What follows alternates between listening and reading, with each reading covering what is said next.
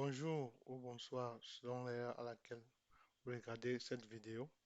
Cette vidéo est une démo de l'application Camergis, qui est une application qui permet l'analyse et la diffusion des données cartographiques du Cameroun pour une meilleure prise de décision des décideurs.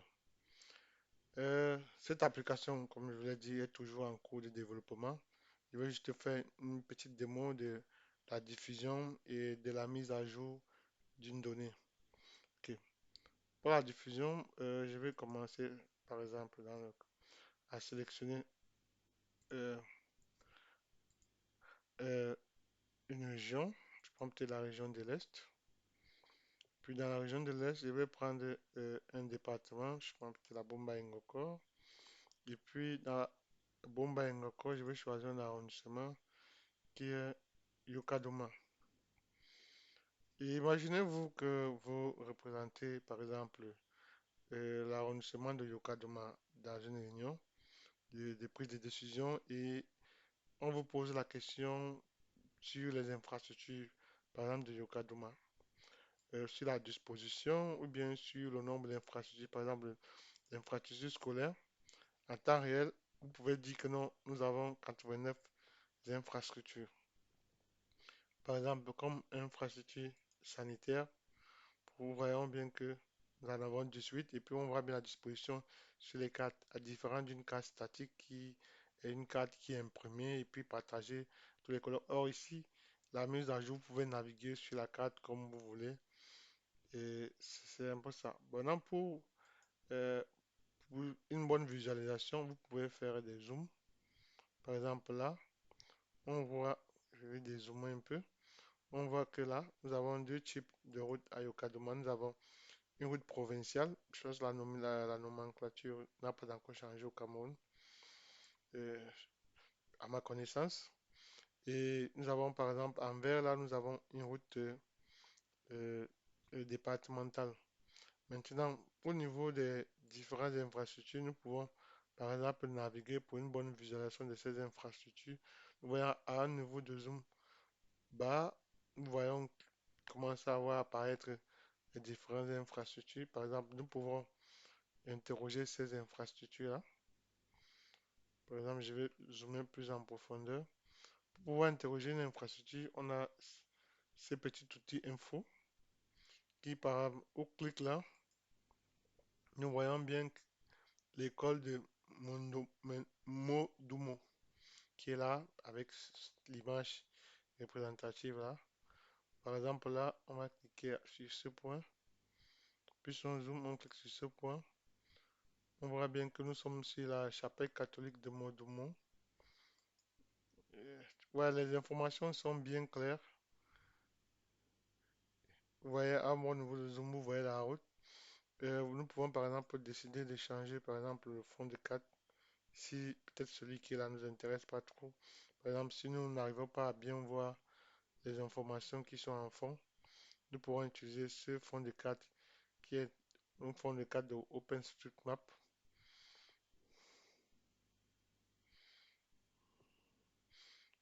Ok. Comme je disais, je ne voulais pas que la vidéo soit trop longue. Je vais passer directement à la mise à jour des données. Pour la diffusion des données, c'est à peu près ça. Maintenant, je vais essayer de mettre à jour une donnée, c'est-à-dire, bon, nous sommes dans le besoin, par exemple, une nouvelle école a été créée dans l'arrondissement et puis nous voulons ajouter cette école dans le système. Je vais revenir sur Google Hybrid. Bon, dans ce cas, je vais essayer, par exemple, de venir plus proche là, de voir, de faire un zoom.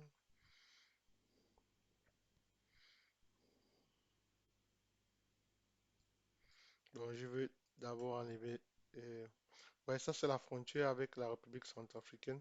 Si je me rapproche plus là, vous voyez, nous sommes au niveau de la frontière.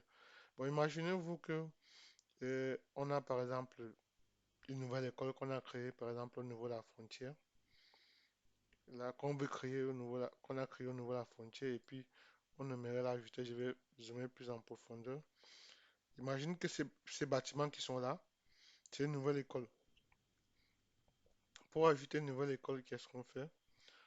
On va venir sur cet outil-là. On va choisir la couche dont on souhaite ajouter. Par exemple, on va ajouter établissement scolaire. La première chose, c'est que on va d'abord rendre éditable la couche. Une fois on a rendu la couche éditable, on va prendre cet outil qui permet d'ajouter un élément. Et puis, vous voyez, du coup, on peut cliquer là. Et puis, dès qu'on a cliqué là, on va revenir cliquer encore sur le même outil. Et puis, on aura la possibilité d'ajouter un élément. Et là, vous voyez, du coup, on a euh, un formulaire qui s'affiche avec déjà les informations sur le type d'infrastructure, sur la localisation, c'est-à-dire les coordonnées géographiques, la région, le département, l'arrondissement. Il suffit de mettre un nom. Dans mon cas, par exemple, je vais prendre un exemple. Bon, mettons, disons que comme c'est la frontière, école, bon, par exemple, des, je peux appeler cette école comment, sur au niveau de la frontière. Bon, imaginons que, par exemple, cette école, on peut l'appeler école publique, par exemple, de la frontière.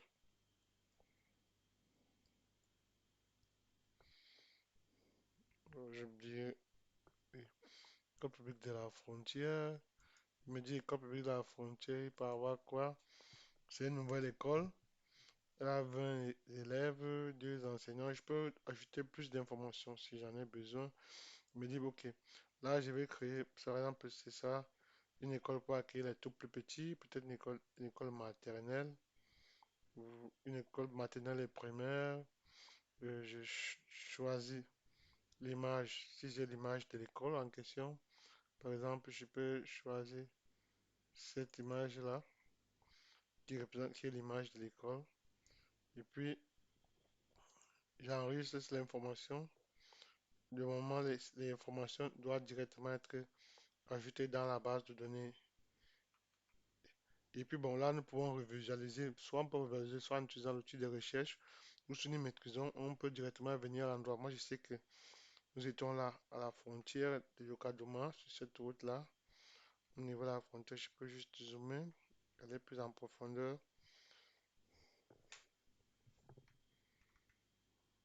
venir sur le point.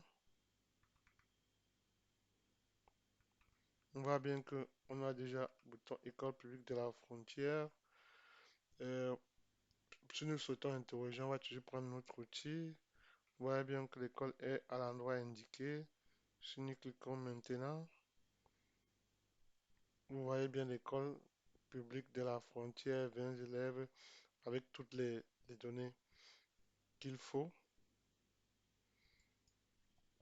Et peut-être maintenant, si on part encore interroger, on va voir qu'il y a un élément qui a été ajouté. Je ne veux pas que la vidéo soit très longue. Je vais m'arrêter d'abord là pour cette présentation sur la mise à jour et la diffusion des données cartographiques. Ok, si quelqu'un a une question particulière, il peut me poser la question. Si il a une partie qu'il aimerait voir sur l'application, il peut mettre un commentaire et puis je ferai une vidéo pour présenter si l'application le fait ou pas. Merci.